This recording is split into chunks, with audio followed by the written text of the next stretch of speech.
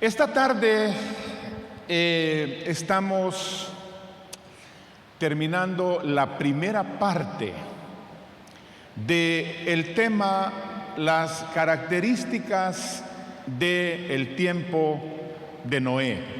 Características del tiempo de Noé.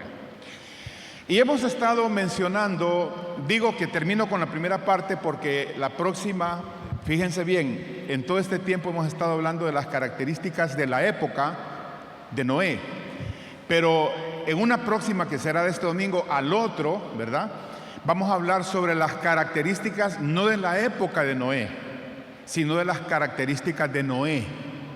Ahí está la diferencia, ¿verdad? Hemos visto hasta acá, aunque nos faltan dos todavía de la época de Noé, pero en la próxima estaremos hablando de las cualidades y las características espirituales de Noé. Porque de nada serviría estudiar la época si no sabemos cómo respondió Noé frente a ese ambiente de pecado, ese ambiente de indiferencia y ese ambiente de apostasía prácticamente hacia Dios.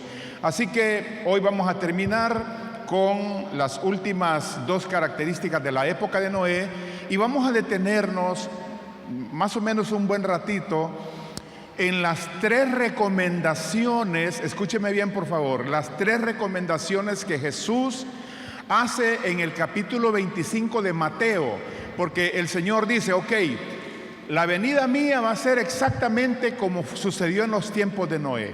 ¿Usted quiere saber cuándo viene Jesús? Solo revise lo que está pasando hoy, compárelo con la época de Noé y estamos exactamente en el mismísimo tiempo. El mismísimo tiempo. Eso significa que en cualquier momentito, podría ser este momento, que muchas de estas sillas queden vacías y que Jesús venga por su iglesia.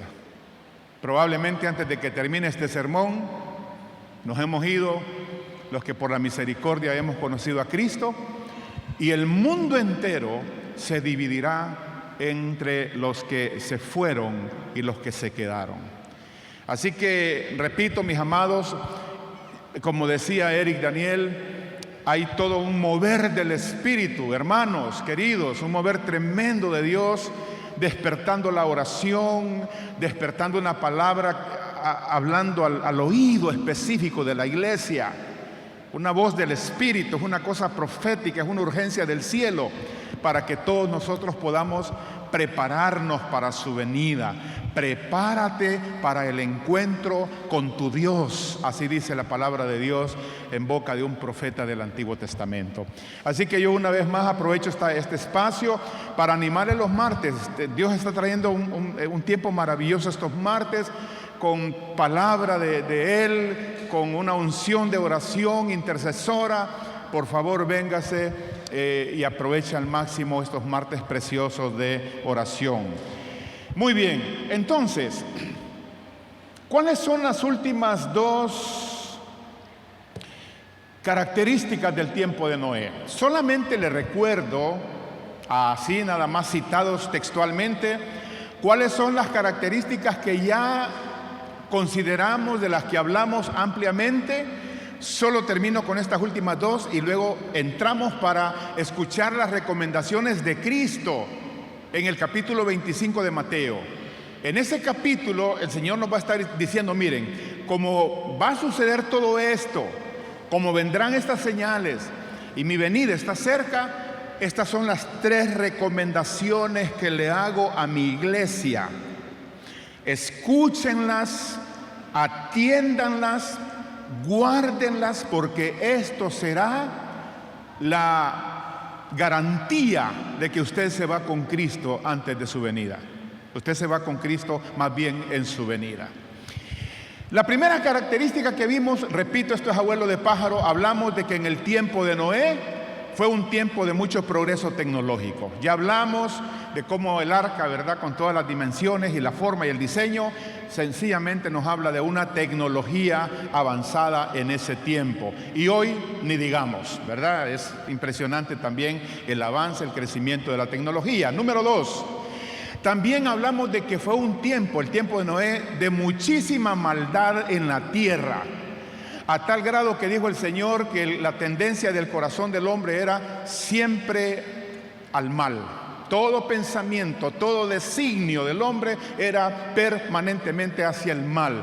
Y eso comparativamente con el tiempo actual, no hay discusión alguna. Ya el mal ha adquirido algunas dimensiones que ya no son normales. Es una mezcla entre maldad humana con combinación diabólica. Así se ve hoy. Número 3.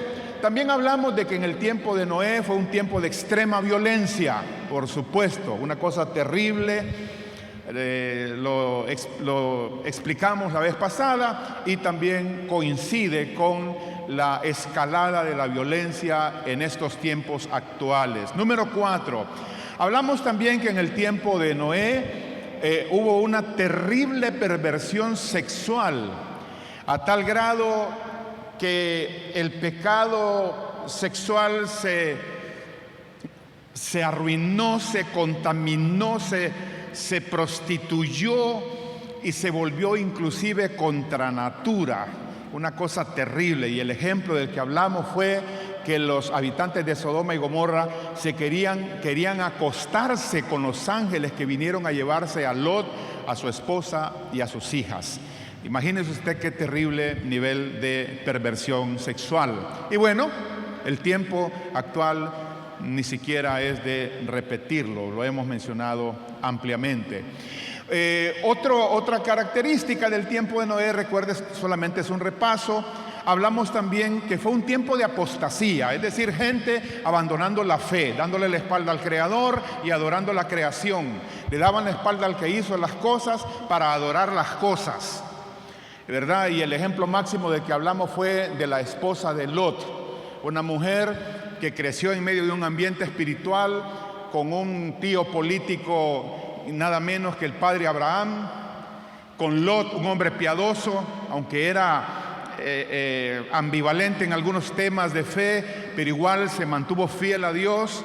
Y aún así esa mujer nunca le entró el temor de Dios, jamás se convirtió al Dios de Abraham. Por el contrario, se enamoró de Sodoma, del pecado, de la cultura pecaminosa, y al grado que cuando venían saliendo para huir del juicio, no le pudo a ella más que girarse, y no fue una mirada casual, sino una mirada de anhelo, de nostalgia por el pecado que dejaba. Y esa mujer se quedó convertida en una estatua de sal. Hoy estamos en el tiempo de la apostasía también. Hermanos y hermanas, óiganme, estamos en el tiempo de la apostasía.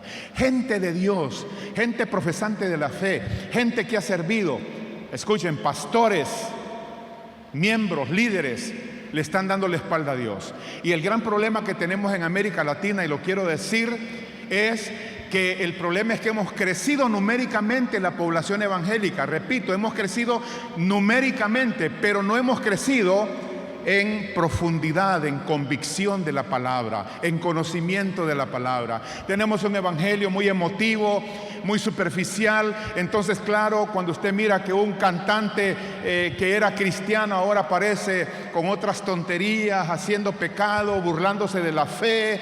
Cuando usted mira que pastores que defendían la sana doctrina ahora aparecen diciendo lo contrario. Cuando usted mira que gente no está honrando el camino de Dios, entonces usted se desbarata, se desborona y se hunde en un mundo de apostasía, de oscuridad y de pecado. Pero, mis hermanos y hermanas, si habrá momento que reclama que nosotros profundicemos en la fe, profundicemos las estacas de nuestras convicciones, que dejemos de estar jugando a la iglesia, al culto, que dejemos de ser aficionados en esta cosa, este es el momento, este es el tiempo. Si no hacemos arreglos ahorita, escúcheme, cualquier cosa de cosas peores que vendrán, habrá un momento en que usted dirá, bueno, y entonces aquí cómo está la cosa. Y por no tener convicción personal, raíces personales, usted puede ser arrastrado por este mar, por este río que se llama la apostasía, el abandono de la fe. Así que, mis amados, tengamos mucho cuidado hoy día. También hablábamos de que el tiempo de la época de Noé fue un tiempo de egoísmo en medio de la prosperidad. Dijimos de nuevo, es un repaso, que la prosperidad económica no necesariamente es señal de prosperidad espiritual. Eso lo dijimos. Y en ese tiempo citamos un versículo donde el Señor le dice a través de Ezequiel a Israel: el pecado de Sodoma y de Gomorra, dijo el Señor, es que tenían abundancia de pan, provisión, dinero, prosperidad. Y sin embargo, dice, abundaban en ocio y no atendieron al pobre. Era una prosperidad egoísta. Hoy necesitamos una iglesia que se vuelva a la prosperidad bíblica, la prosperidad al estilo de José. Es posible prosperar, no solamente espiritualmente y en carácter, pero también en provisión económica, pero teniendo como fundamento el temor de Dios. El problema de mucha gente es que hoy en la iglesia se quieren hacer ricos, pero sin la ética y la moral del reino de Dios. Quieren pisto, quieren hacer trueques, sin importarles aplicar las leyes del mundo, del revanchismo, de la mentira, del engaño, y eso no funciona así. Estamos también en ese tiempo, un tiempo donde hay abundancia en medio de las escaseces. Lo que pasa es que la abundancia hoy está mal distribuida, pero hay abundancia, sí la hay. Está mal distribuida, sí es cierto, y nosotros como iglesia necesitamos, que ese es un tema que más adelante creo lo vamos a tocar, necesitamos volvernos al tema de la generosidad, de volver a trabajar con ese aspecto en nuestras vidas, porque si no, nos vamos a ir apartando de Dios y le vamos a llamar bendición a la prosperidad, y es una prosperidad que me aparta de la gracia de Dios. Y también hablamos que otra de las señales de la época de Noé era, por supuesto, que había una predicación constante. Claro, imagínense 120 años predicando aquel anciano mientras armaba aquella semejante arca y la gente escuchando. Miren, les voy a explicar por qué estoy haciendo esto, y empezaba a hablarles de la fe en Dios y del juicio venidero que venía sobre esa generación. Lo mismo hoy. Por todos los rincones del mundo está sonando la palabra de Dios, no solamente presencial, sino a través de las redes. Así que bendito sea el Señor, cualquier hermano, cualquier hermanita, cualquier iglesia, sea una iglesia del campo, de la ciudad, estamos llevando el mensaje en medio de esta terrible pandemia, de la cual esperamos en Dios estar saliendo, pero esta pandemia sirvió para que la voz de la palabra profética del Evangelio saliera para todos los rincones del mundo y la gente escuche la palabra de Dios. Y ahora, la número 8, que es la que no habíamos mencionado, la 8 y la 9, otra característica, esta ya es nueva, del tiempo de la época de Noé es esta. Escuchen bien, amados. Fue un tiempo de expectante juicio. Repito, fue un tiempo, una época de expectante juicio. ¿Qué significa eso? Miren que es interesante que la generación de Noé, la gente de su tiempo, oían el mensaje vez tras vez. Escuchar a Noé era escuchar el mismo discurso, que la gente abandonara su pecado, que la gente abandonara el mal, que la gente se volviera a Dios, que la gente aprovechara el instrumento de gracia, de salvación llamada el arca, y que por esa razón Noé y su familia estaban totalmente involucrados en la construcción de ese medio de salvación. Todos los días, todas las semanas, todos los meses y 120 largos años escuchando el mismo mensaje.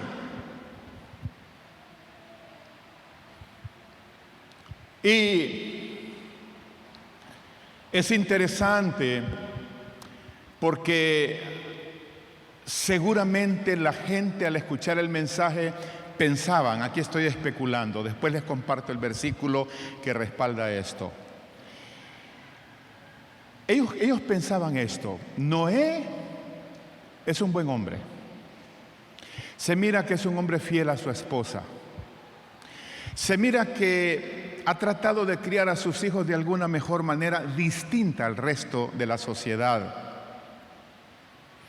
Parece ser que ese su Dios fuese real, su convicción, su terquedad en hablar de ese Dios y del juicio que viene y las leyes que Él propone.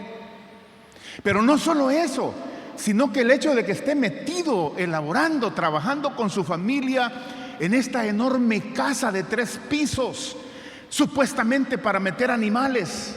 Entonces fíjese, en la conciencia de esa generación pesaba un juicio que se aproximaba. ¿A qué me refiero con eso? Que aunque ellos dijeran y finalmente demostraron no querer entrar al arca, en sus conciencias había un testimonio de Dios, del Espíritu de Dios, de que en efecto había un juicio que venía, que tarde o temprano se iba a manifestar en contra de ellos. Pero aún así cerraron su mente y su corazón a la propuesta del mensaje de Noé. Es una cosa tremenda eso. Miren, hermanos queridos, es interesante, pero en el último de los análisis, el tema de la gente que no quiere caminar con Dios no es por falta de conocimiento, no es por falta de la palabra, no es por falta de milagros en sus vidas, no es por falta de entender, de discernir de alguna manera que Dios está haciendo algo y que vendrá algo sobre la tierra, y que cómo es posible que estos evangélicos sigan predicando de lo mismo por 2000 años, y cómo es posible que sigan avanzando en la fe, siguen cantando, siguen testificando, siguen predicando, siguen apoyando la obra que ellos dicen que es de Dios y del reino. ¿Cómo es posible? Sin duda alguna el Espíritu Santo les da testimonio de que el fin y que el juicio les alcanzará. Pero no es un tema de conocimiento, es un tema de voluntad. Mucha gente, como la gente de la generación de Noé, no querrán entrar al arca que es Cristo para escapar de la ira venidera, sino que decidirán avanzar con los ojos muy abiertos, dándole la espalda a Dios y perdiendo la oportunidad de su salvación. Mire lo que dice, y aquí sí ya entramos a este texto, Génesis 7:10.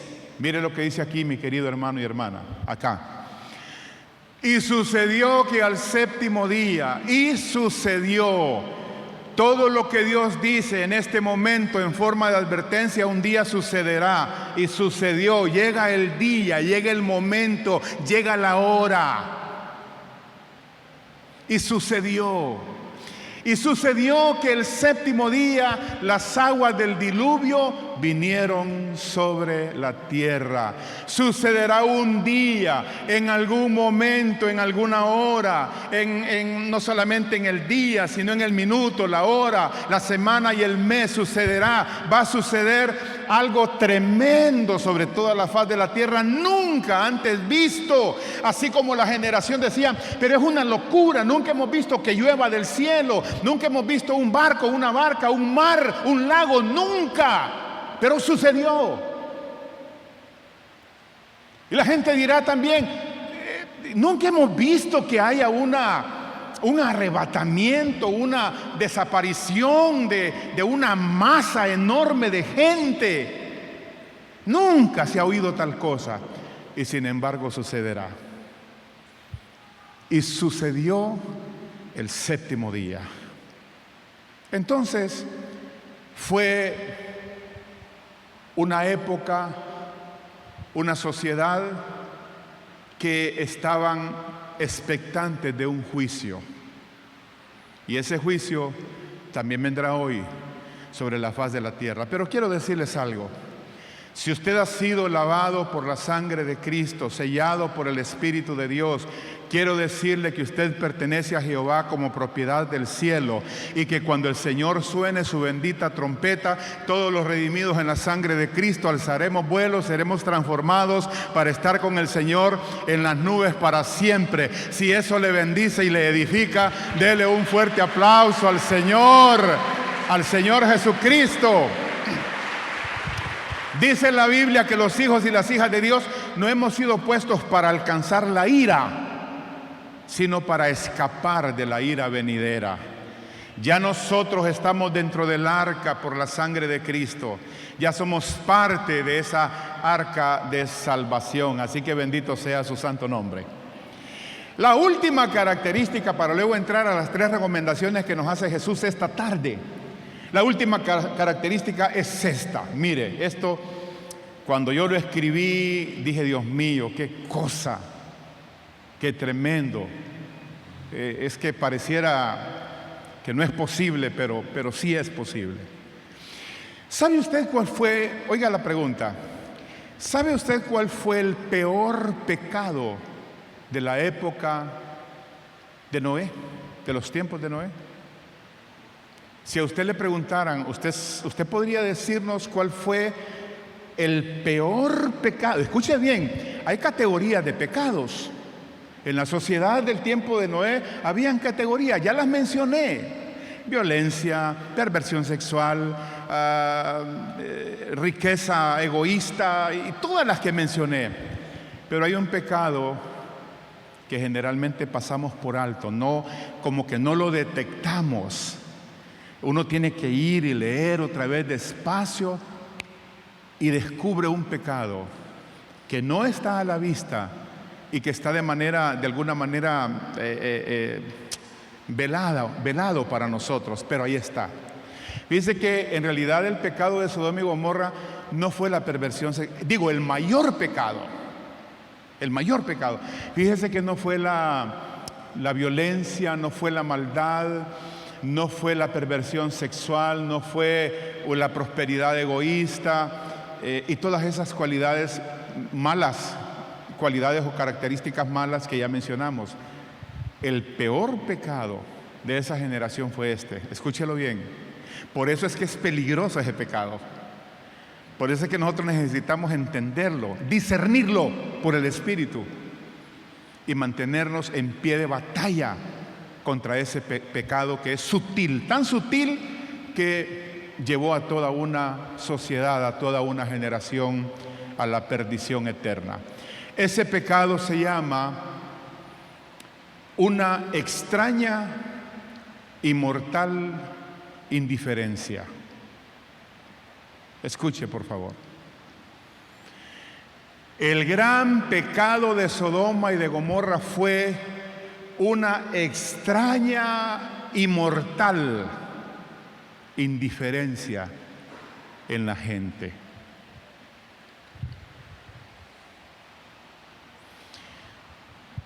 Dicen que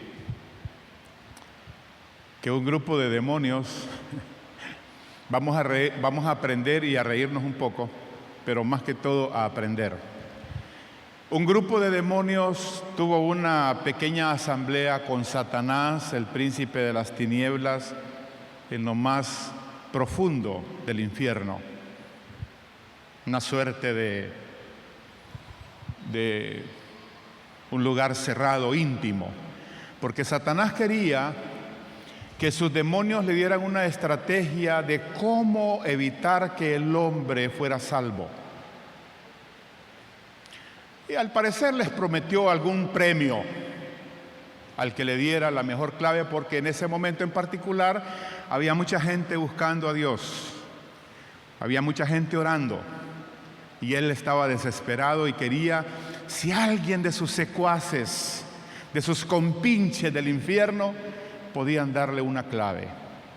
He aquí el desarrollo de la asamblea.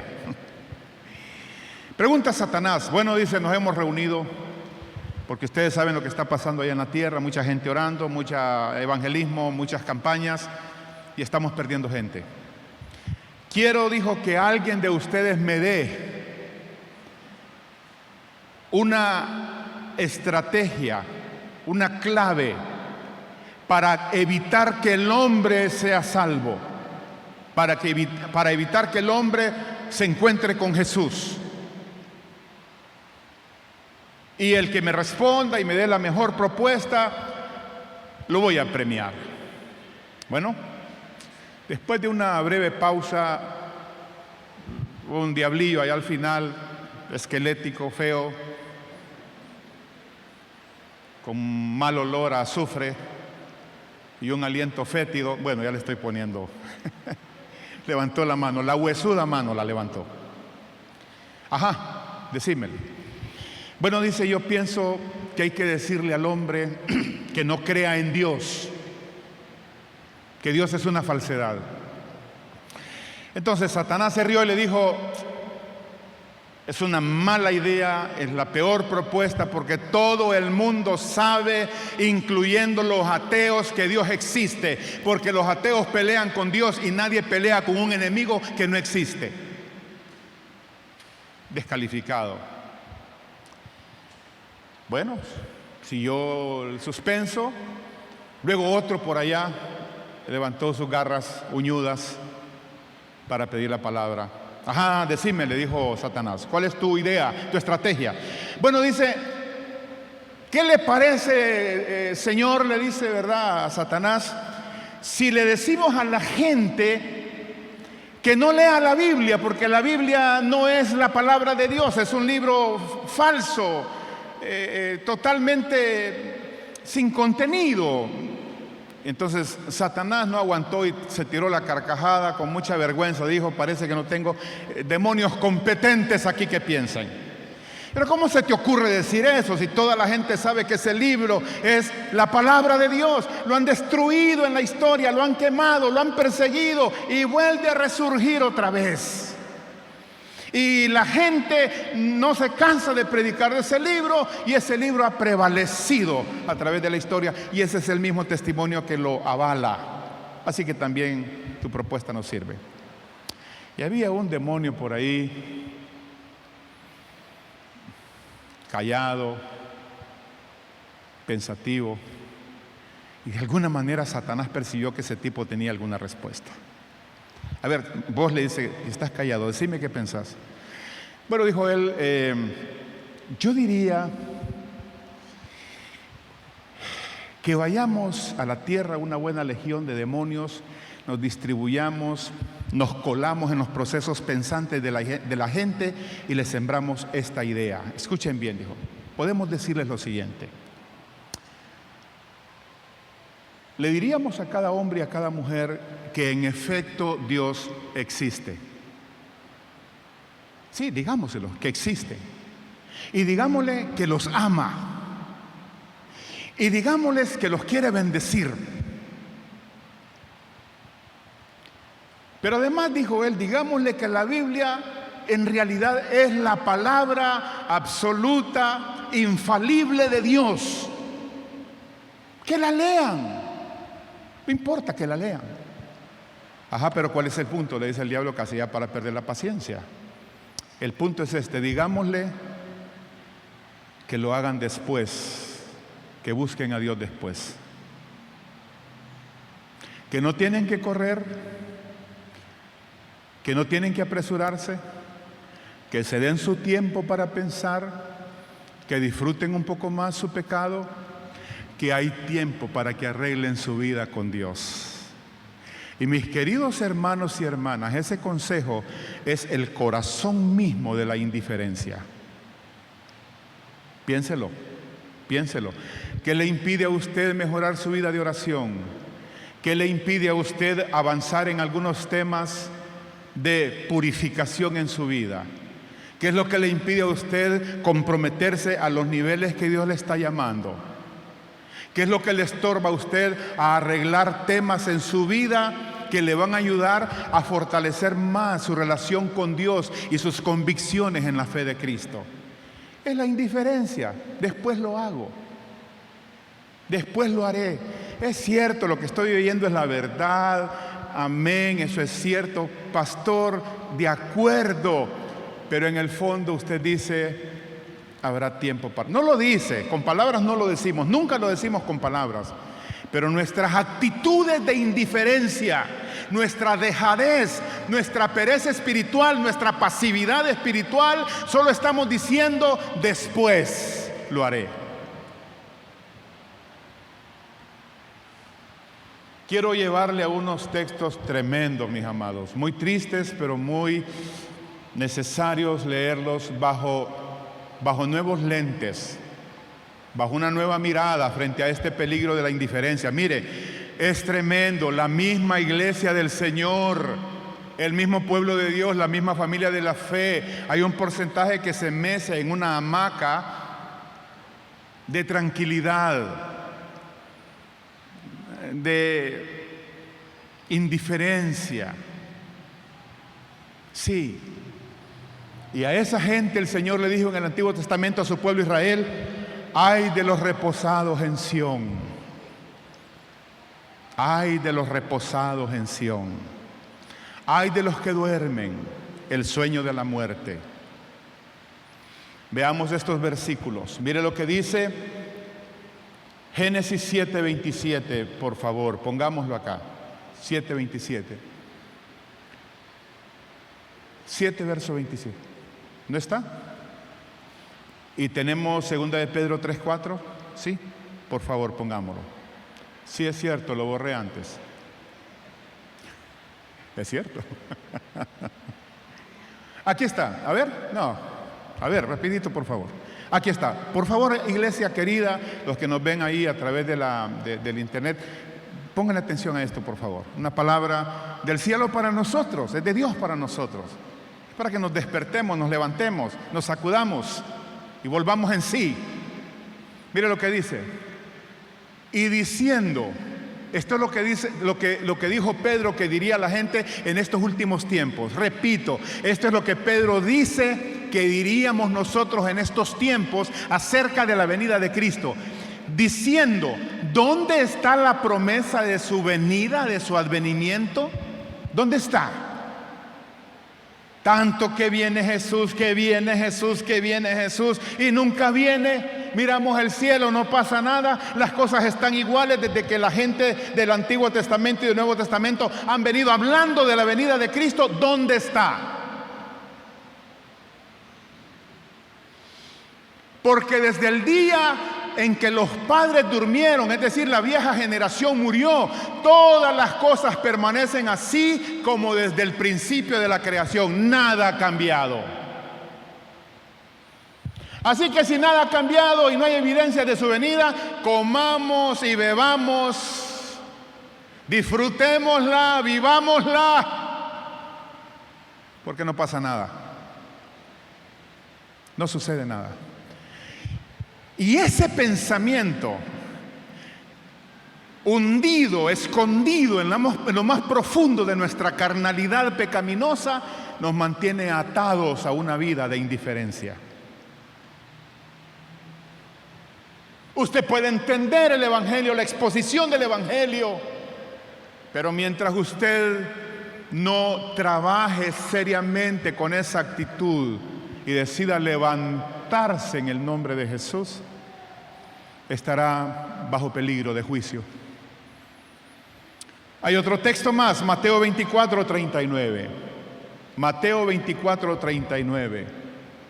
Aquí lo tenemos, gracias. Mire lo que dice. Y ese versículo,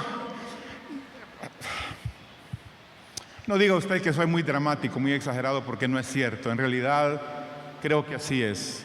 Uno debería de llorar cuando lee ese texto. De verdad. Porque mire lo que dice. Y no entendieron el peligro, no entendieron a lo que se exponían, no entendieron qué era lo que estaba en juego en términos de la eternidad. Sus almas se balanceaban en el vacío del infierno, pero no entendían. Aquí está, mire. Hasta que vino el diluvio. ¿De qué me sirve entender a mí el juicio de Dios si el diluvio se vino? ¿De qué le sirve a usted quedar, Dios mío, se fue la iglesia? ¿Y dónde está fulano? No está. Y su hijo no está. Y el tal hermano tampoco. Y mi vecino, aquel que no faltaba, no está. ¡Ay, qué barbaridad! ¿Y de qué sirve ahora?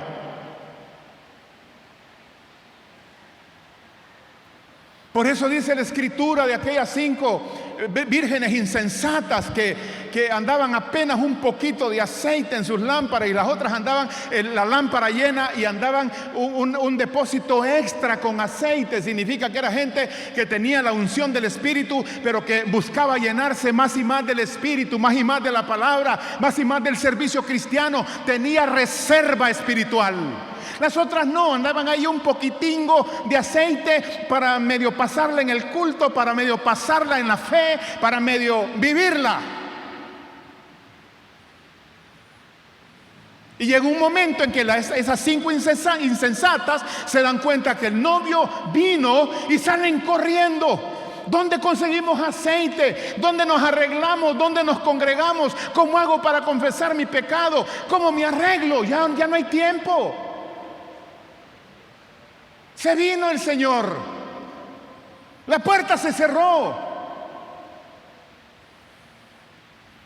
Mira lo que dice la Escritura, dice, y no entendieron. Es increíble, ¿verdad? Que uno tenga que entender hasta que la tragedia llegó, hasta que la desgracia se vino. Así nos pasa en la vida cotidiana. ¿Cuándo es que entendemos? Cuando nos golpeamos, cuando nos caemos, cuando cosechamos lo que sembramos en términos de maldad. Ay, sí, decimos. Pero inclusive, aún entendiéndolo, hay gente que no se corrige y sigue lo mismo. Y esa misma actitud con respecto a la venida de Cristo será lo más trágico.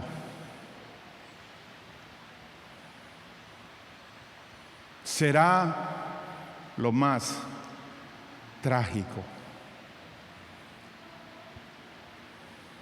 No entendieron hasta que vino el diluvio y se lo llevó a todos. Eso es triste. Ese es un epitafio digno de una lápida de tumba. Se lo llevó a todos. Y sigue diciendo, así, óigame, así, de esa misma manera, será también la venida del Hijo del Hombre.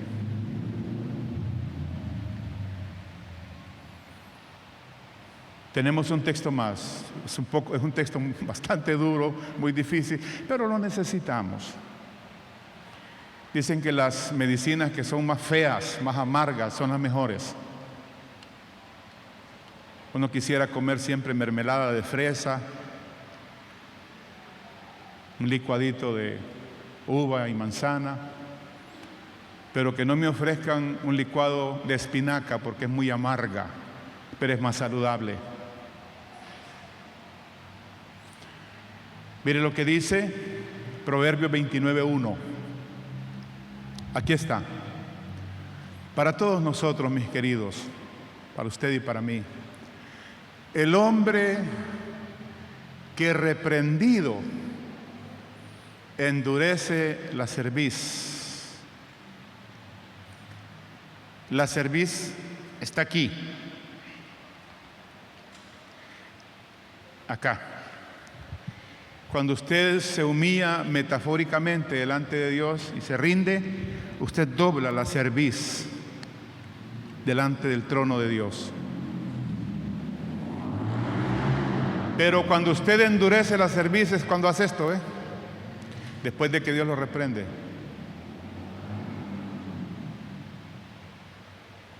¿Qué? ¿Y?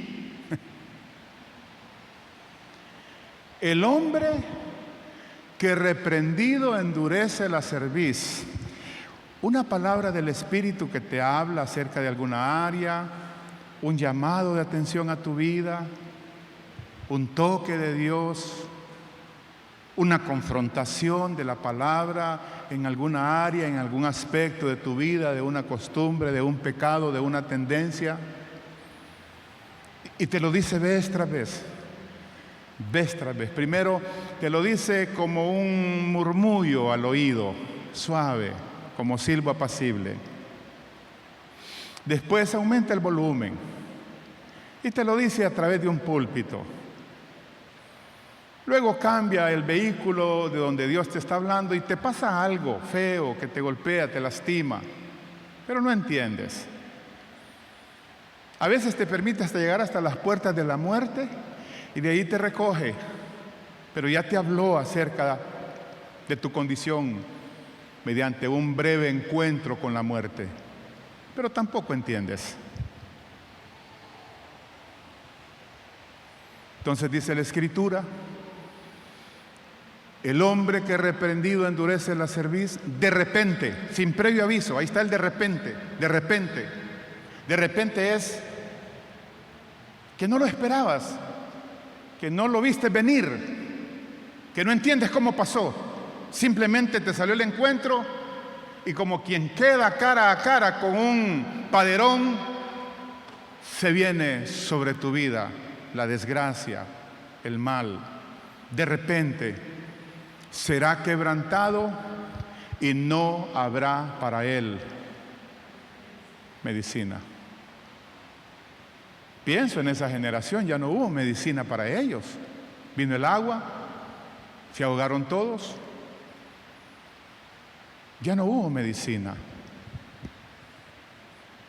Pienso cuando venga el rapto, se termina la medicina, se termina el remedio, el alivio, el bálsamo.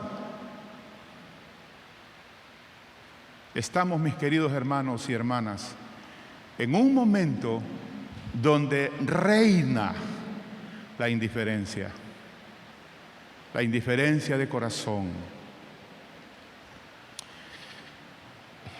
¿Qué nos dice el Señor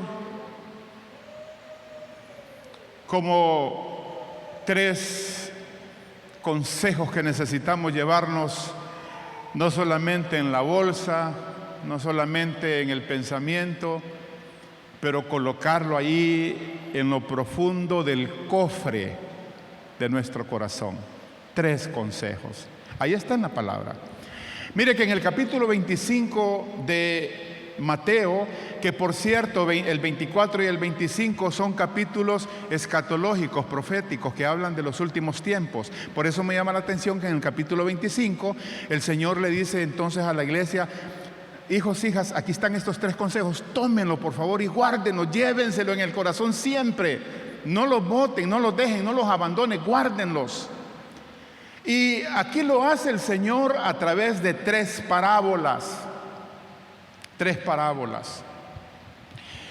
Primero está en el capítulo 25, obviamente por razones de tiempo no lo vamos a hacer, pero así se lo menciono, usted lo puede buscar despacio, leer despacio. Yo solamente quiero hacerlo de manera aplicada, de manera práctica.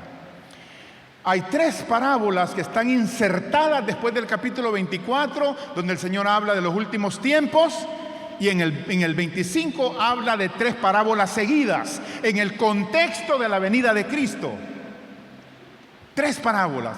Está la parábola de las 10 vírgenes, está la parábola de los talentos, y está la parábola de las ovejas y las cabras. 3 parábolas. Y en esas 3 parábolas el Señor suelta 3 consejos para su iglesia, especialmente para estos tiempos finales. Vamos a leer o vamos a mencionar cuál es la llamada a través de la parábola de las vírgenes. La llamada es: vigilen, velen, no se duerman, manténganse vigilantes. Ese es el extracto, el resumen, el corazón, la lección central de la parábola de las vírgenes es: velen, manténganse velando, vigilando. No es tiempo de dormir, no es tiempo de acostarse en una cama de un sueño falso y de un descanso falso en este tiempo de la venida de Cristo. Velen.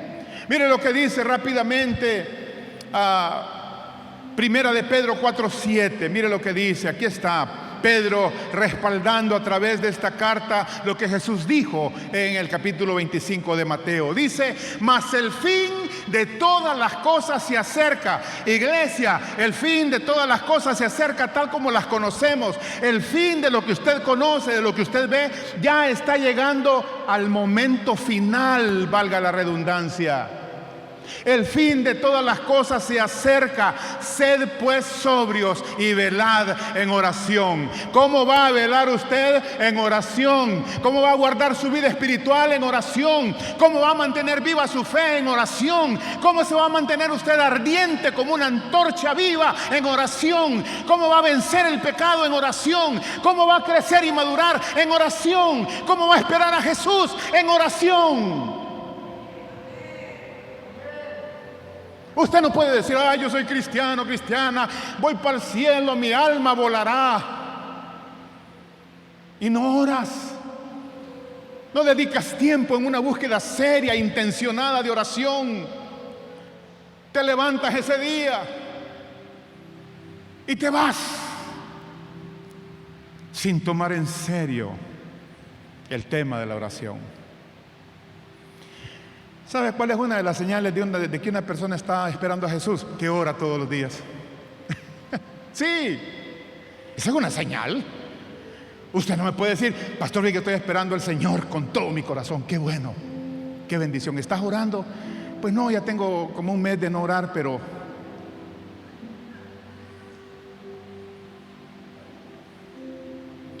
velad. Primer consejo. Eric, Daniel, hay que seguir orando. El Señor ha puesto en tu corazón una llama para este tema de la oración. Y Dios va a seguir levantando su pueblo, la iglesia, para orar. No nos detengamos, es una señal profética de que Él viene. Velad, velad, velad y orad. La tercera voz y tercer mensaje para nosotros: si usted de verdad va a esperar a Cristo, ponga la atención a la oración, resuelva eso. No ore de vez en cuando, no deje de estar orando al estilo bombero, solo si las cosas se descomponen y agarran fuego. No, esa no es la oración bíblica. Usted tiene que, escúcheme, disciplinarse en orar. El mismo hecho que su carne y la mía se oponen a la oración y nos da pereza, eso significa que es importantísimo para estar velando. Si fuera fácil orar, no fuera entonces tan importante la venida de Cristo. Pero cuesta orar porque el diablo sabe que el que ora está velando para la venida de su Señor. El segundo consejo: la parábola de los talentos. ¿Qué está diciendo el Señor aquí? Escúcheme lo que voy a decir, por favor, y que Dios nos ayude a todos.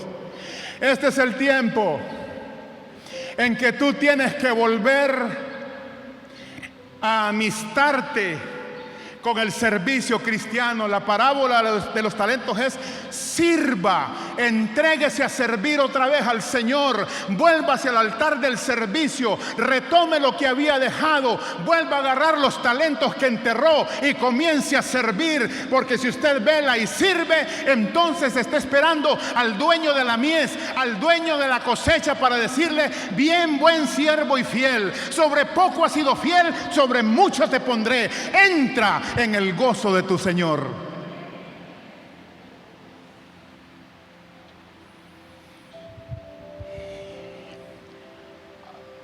Uno tiende a dormirse en esto del sueño. Sí, a vacacionar, a ser parte de la iglesia, pero ya serví mucho, ya pagué el precio, no me fue tan bien, me trataron mal, no me aplaudieron, menospreciaron mi trabajo. ¿Y qué? ¿A quién servimos? ¿Con quién es nuestro compromiso? ¿Quién derramó su sangre por mí? ¿Quién pagó el precio? ¿Quién puso dones y talentos en mis manos para servir a su obra, a su iglesia, y hacerlo por amor y por gracia? Porque de gracia recibimos. Si uno se molesta porque ha servido y no le fue tan bien, perdóneme, entonces usted estaba sirviéndose a usted mismo. Si así es, está bien, moléstese, tiene todo el derecho. Pero si usted sirve a su Señor, pase lo que pase, venga lo que vengan, le aplaudan, lo agarren a palos, hablen mal de usted, lo calumnien, lo miren como basura, no importa. Dijo el apóstol Pablo: yo no sirvo al hombre, yo no sirvo al ojo, yo sirvo a aquel que me rescató por su sangre y me llamó por su gracia para servirle a Él.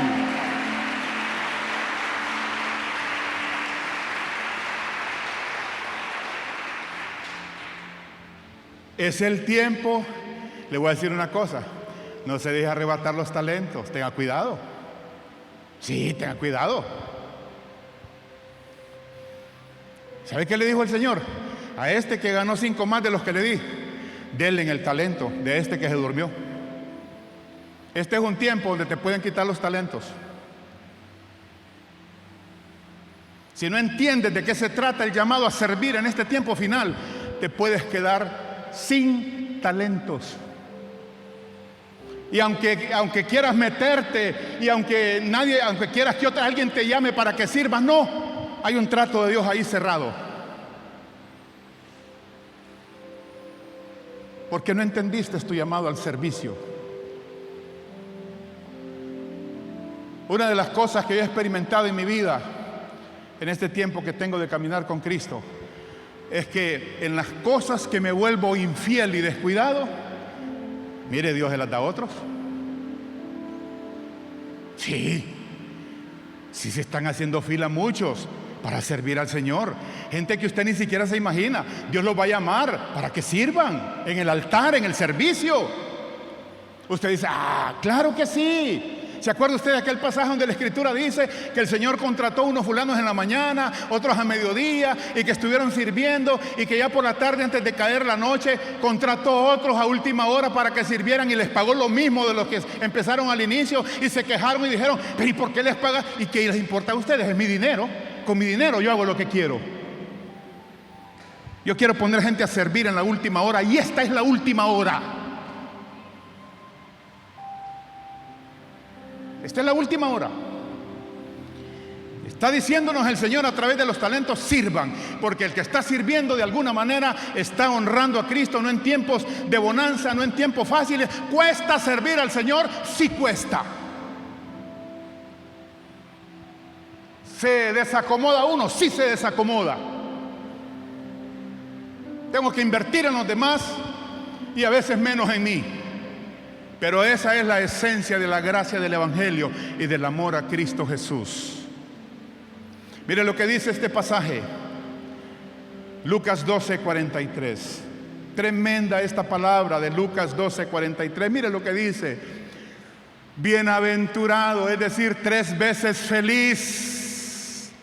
Bienaventurado aquel siervo al cual, cuando su Señor venga, le halle haciendo así, trabajando, sirviendo, ayudando, involucrándose, pagando el precio, aun cuando otros se van y cómodamente se sacuden ese llamado del servicio. Ahí está el remanente sirviendo al Señor, sirviendo en circunstancias críticas, sirviendo en tiempos de crisis, sirviendo en tiempos de peligro, sirviendo cuando no es fácil servir.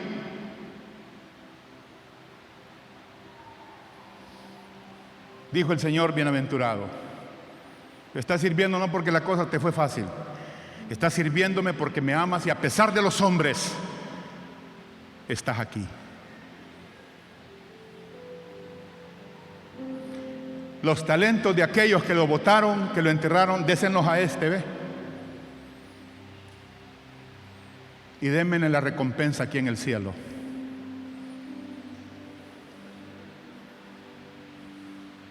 Vigilancia, servicio. Diga conmigo: vigilancia. Otra vez: vigilancia, servicio. Y número 3, misericordia y compasión. La parábola de las ovejas y las cabras. Dijo el Señor que cuando Él venga reunirá a todas las naciones de la tierra. Escuchen bien, iglesia, todas las naciones de la tierra. Va a convocar el concierto de las naciones en ese juicio, y Él estará en su trono de gloria, y las naciones frente a Él como un mar de gente, de todas las naciones, pueblos, lenguas, etnias. Ahí estarán.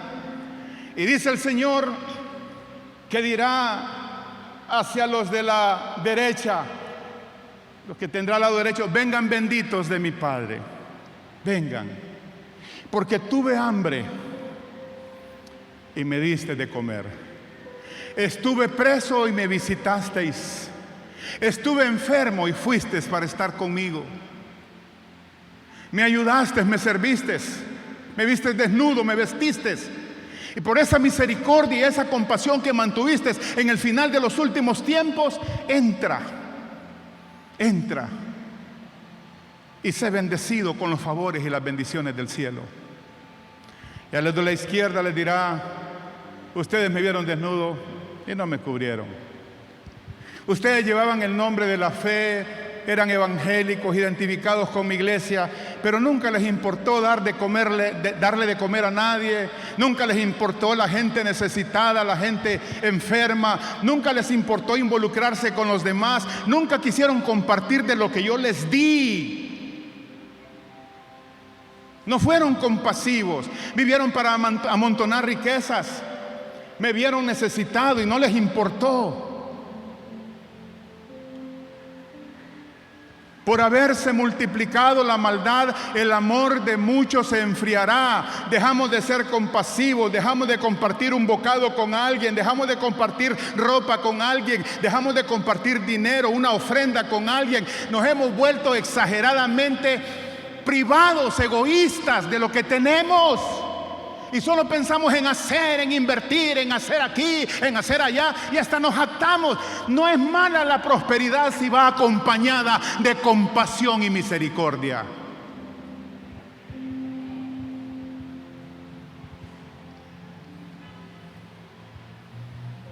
Hemos implementado la ley del asadón.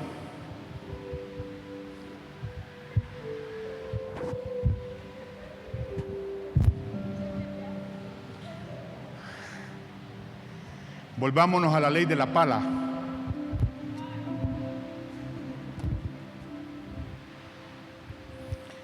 Dando es como.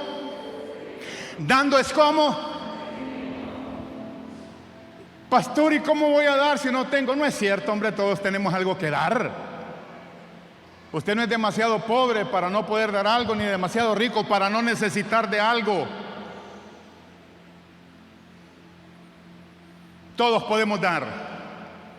La viuda dio lo único que tenía y Dios le multiplicó la bendición. Yo quiero decirle algo, escúcheme por favor. No sé si la cosa económica se va a arreglar o no, eso yo no lo sé. Yo no sé cuáles serán los efectos a largo plazo de esta escalada de la guerra en Ucrania. Yo no sé. Una cosa sé.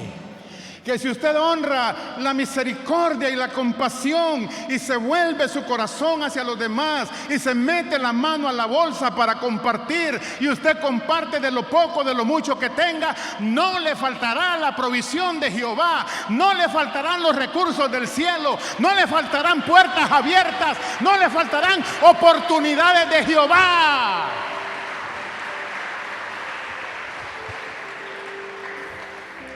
Quizás usted diga, pero pastor, ¿se fijará el Señor en lo que estoy dando? ¿Sabe qué dice la Biblia? A Jehová presta el que da al pobre. A Jehová presta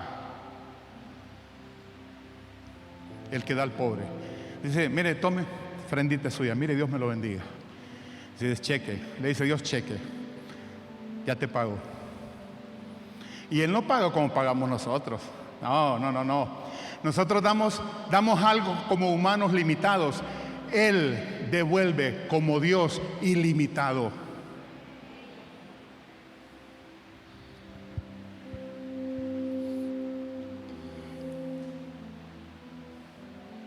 No pierda la misericordia. Vuelva hacia la generosidad. A veces escuchamos el discurso del mundo, de las noticias, no hay pisto, el combustible, y eso es cierto, y no lo voy a negar, no podemos sustraernos de esa realidad, claro que sí, pero ese discurso no debe de ser el que influya y moldee nuestro corazón, debe ser la palabra, debe ser la palabra. Diga conmigo, velar. Iglesia, más fuerte, por favor, si son tan amables. Velar, servir, ser misericordioso y compasivo.